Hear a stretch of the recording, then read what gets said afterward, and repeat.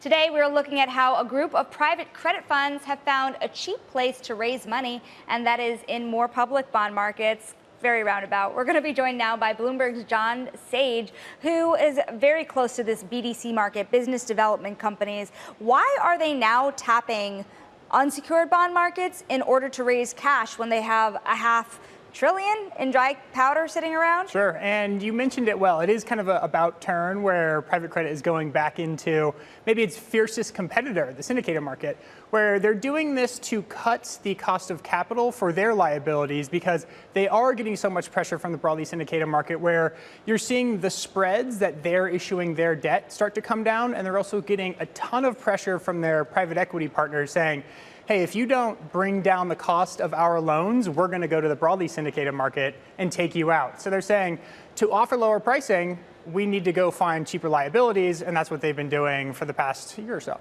Now, it's interesting because you're seeing private credit really diversify in a lot of ways. There's a story today as well about Ares looking at a real estate company. We saw Blue Owl do something similar. What's this Ares potential play here? Sure, I think it's Ares listening to what Blackstone was saying about, hey, come fast. The real estate market is bottoming. So they must have clearly heard that, and they're making a big jump or potential big jump into the space by looking at areas that may be bottoming but also still have some resilience. So infrastructure is a great example of that. Another hot play right now in private credit, we have seen a lot of firms, Apollo, KKR, go into the insurance world.